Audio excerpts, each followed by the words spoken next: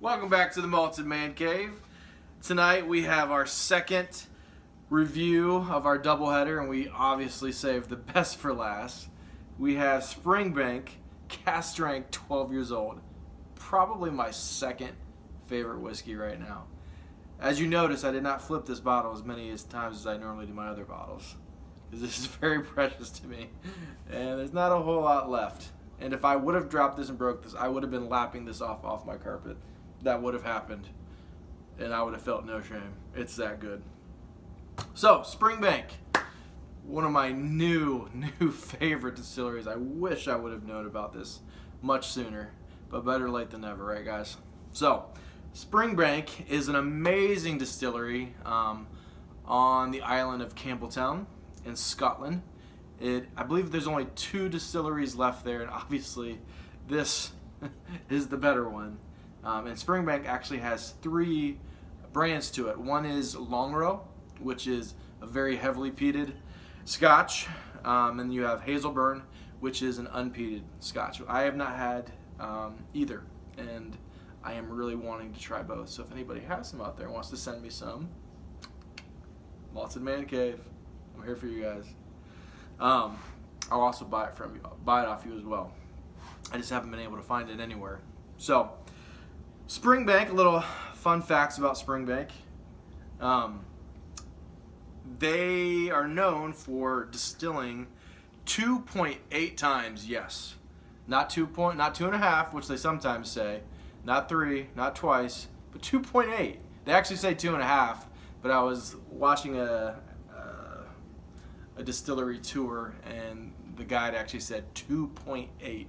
I'm not really sure how that exactly happens, but it's 2.8 times they distill it. So it's a little bit different.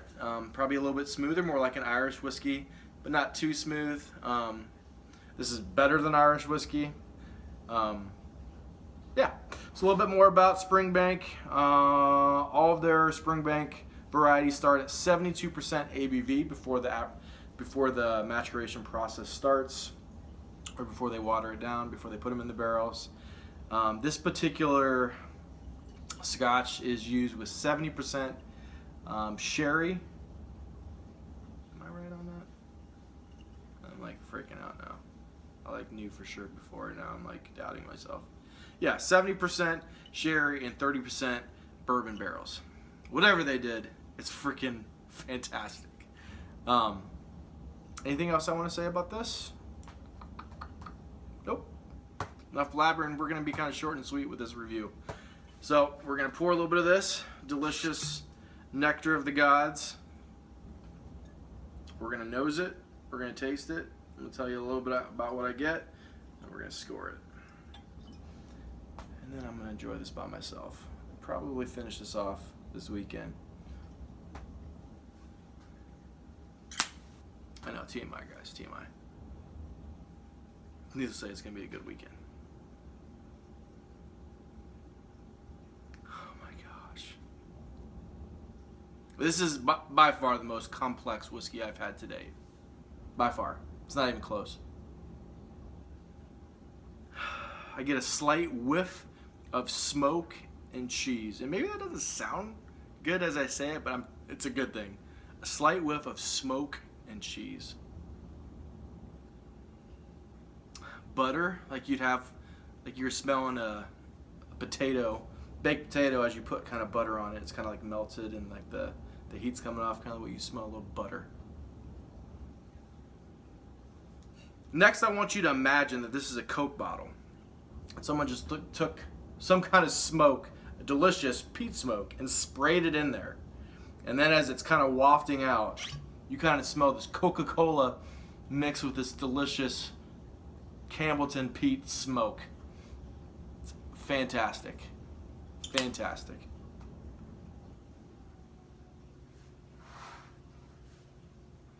You get menthol mint notes, a little bit of herbs, almost like parsley, like you'd get on a baked potato again, or broccoli. You get a yeasty and almost like cookie dough infused with a little tinge of smoke. I know maybe some of these notes don't like sound good, but it's unbelievably No.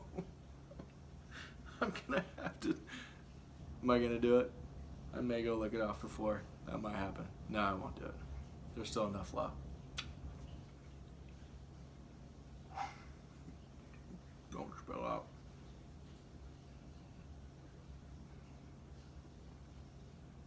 And last, on the nose, I get a slight salami and barbecue meat nose. Most complex whiskey I've ever had. Amazing. Let's go in for the palate.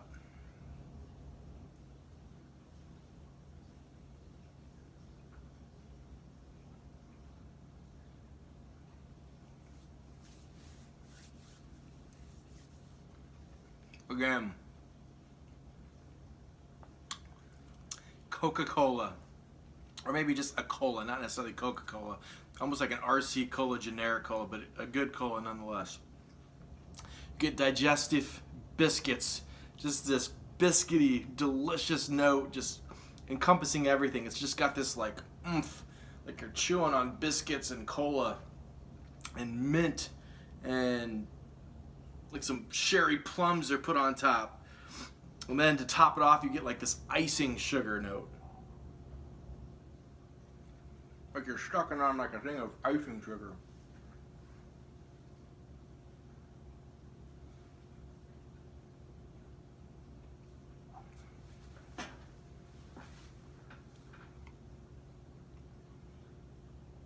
The cask strength, guys, just makes it so much better. You take all those flavors that I just described, like, and then you just put it on steroids. Like I couldn't, like I'm sure this would be amazing at 46 or 43. But it's just taking those same flavors and just like punching you 3 times as hard.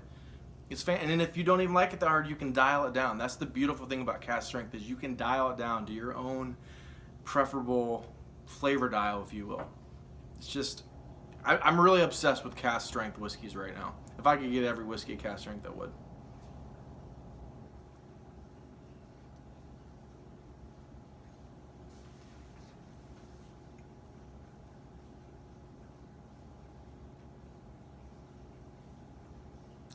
The slightest bit of chocolate, but really this is just so pronounced with the cola, the biscuits, maybe a tidbit of honey, with those sherry and fruits and icing sugar just drizzled on top.